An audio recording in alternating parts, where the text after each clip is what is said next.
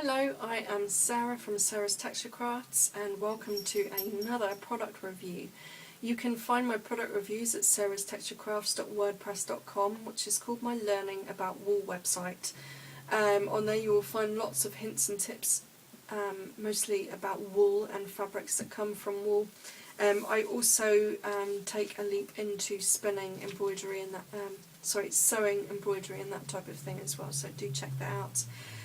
Today's review is The Hand Stitched Home, which is, it's written by Catherine Zoob and it's another Jackie Small publication. This was sent to me, and I should give you a quick disclaimer. This was sent to me as a product review. I've no way been monetarily compensated for the review I'm about to give, so please do bear that in mind. Obviously my opinions are completely of my own within this review. Okay, so The Hand Stitched Home is projects and inspiration for creating embroidered textiles for the home, and it really kind of crosses over into that sort of modern, almost a move on from that shabby chic kind of look. And I love the detail. I mean, even on the cover there, really nice details, and on the inside you've got the cute little embroideries. I like the idea of this book. I like the fact that it shows lots of different materials in the beginning. I'll just skip ahead. You know, all of the pages are really well laid out. The photographing is, or photography I should say, is fantastic. It really keeps within the theme and gets your head into that place of inspiration. It's quite nice as well because the idea behind this book, I mean, although it looks, you know, certainly from the layout on the front, it looks like it's very carefully considered. There is certainly an amount of the projects that you could do using recycled materials. So whether you're whether you have some materials at home that you'd like to recycle, some old curtains, dishcloths, that kind of thing, or whether you purposely go to vintage shops to buy fabrics, or even your local charity shops, there are lots of things that you could do with picked up recycled items as well, and probably many of the threads and buttons and things you've probably got in your boxes, your stash boxes at home. So really nice little book to sort of refer to make use of all those odd bits and pieces that you've got lying around. It does talk you through tools and things they like you to use within the book. Again, pretty standard really, so there's nothing that you really need to sort of go out and rush out and buy. The thing I do like is that they take inspiration from different sort of things that you could easily find around you. So for example, if you're not in the countryside, the first section is inspired by the countryside or things that exist in the countryside. But remember, you know, if you go to your local florist, you could buy a few blooms of something nice and seasonal, and you could easily transport those ideas into projects similar that you see within the first chapter of the book. So it's really nice that they do make use of the things around you, and that also that they give you the ideas of how to do that, because then you can look at what's around you and decorate your home or add those additions to your home that, you know, kind of makes you feel like you're a part of your environment, if you see what I mean.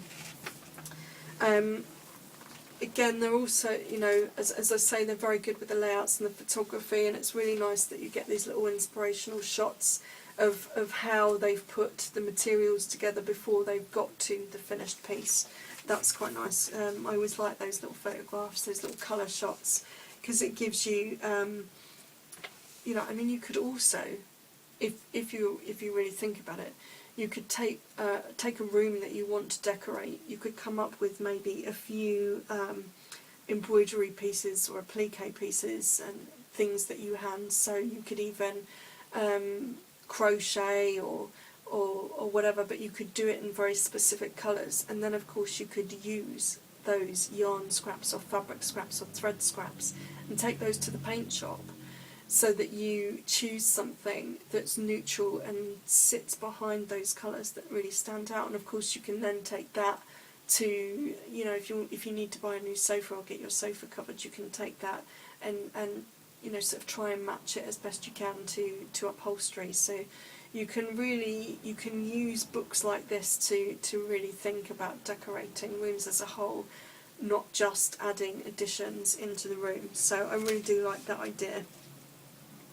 They show you lots of different techniques as well, so you never feel like you're, you know, this is great inspiration, but I'm stumped at where to start, really, because they give you that information in there, which is fantastic.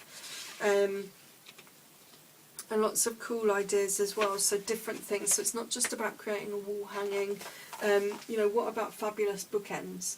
You know, which is a really nice idea because you don't think about it, but these are all things that sit in your room that could be really nice and decorative. So there are lots of different ideas. There are lots of other ways as well of adding details to things that you put into your room. So rather than just embroidering onto linens and things, you could print onto them using stamps that you can pick up. And these stamps you can pick up in most craft shops now. Or you could pick them up at craft shows. You can certainly pick them up online. They're just Indian printing blocks. So you grab a couple of them and grab some nice fabric paints, maybe some Dylon fabric paints, something like that, and you can, you know, start printing away. And you can find all of that easily online if you don't have a local shop where you can pick them up. Again, there are other ways you can print, so don't forget, if you don't want to buy those Indian blocks and you want to design your own print, you could either use lino to etch and use as printing, or you can use potatoes as well. As long as you wait for your fabric paint to dry and then put it into the wash, so you're releasing any potato starch that might be on your linens, that shouldn't really affect the finished look of your product. So that's again another cheaper alternative way to print onto fabrics.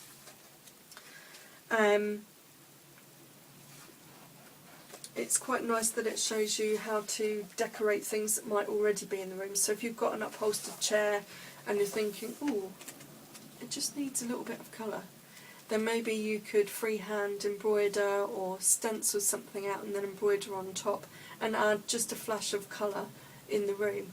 And of course then that means you could change it later on, because if you're, depending on what it is that, you know, how you've applied your design, you could always recolour it later with different threads. So you could change something up, so never feel like something is you know, once you've done it, that's it. You can always switch up colours afterwards. And they do show you things like creating covers for wooden seats as well, which is really lovely.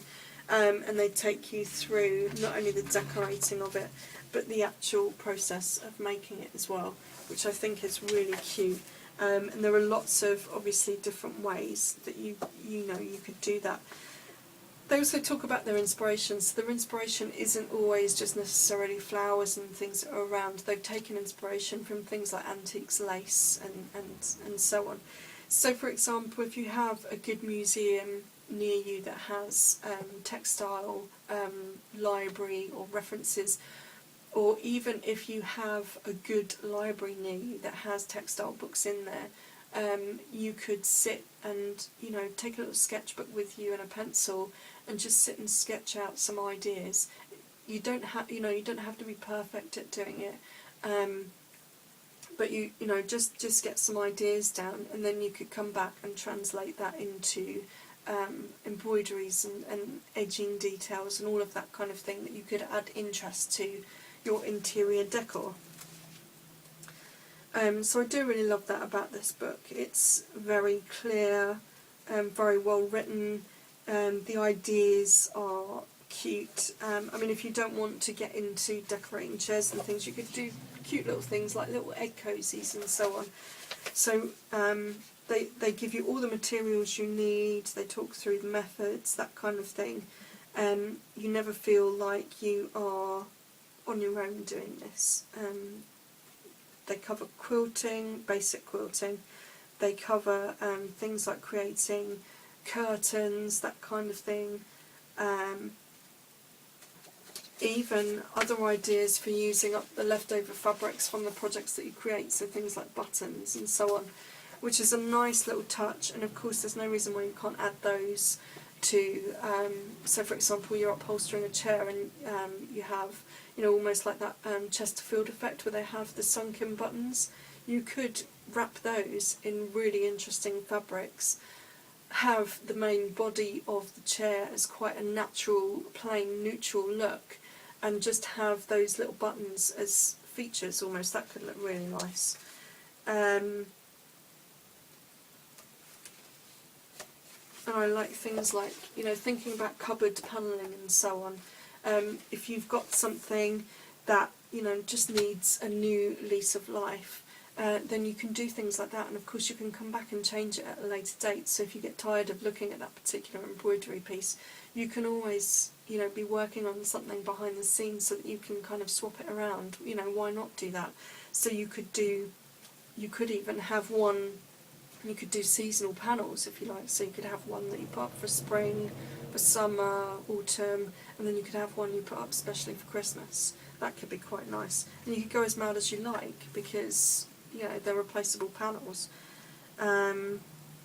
Of course these are just my ideas, but these are the inspiration I'm getting from this book. So I really do recommend it if you are in any way inclined at having a go at embroidering and you know, any sort of sewing, needlecraft, that kind of thing to sort of decorate your home. Then this is a great new book to look out for. It's called The Hand Stitched Home and it's by Caroline Zoob. You can find details of this on the review, which is on sarahstexturecrafts.wordpress.com. You can also contact me if you've got any queries and questions. Let me see, I'm not sure I see a price. Oh yes, the book is £20. Actually, I think for a hardback book that's not badly priced these days. So that's that book review for you. I hope you've enjoyed it. I hope you will give the book a go. Check it out. Okay, so I will see you again for another review shortly. I have some more books and things for you and some products as well. So I will see you soon. Cheers.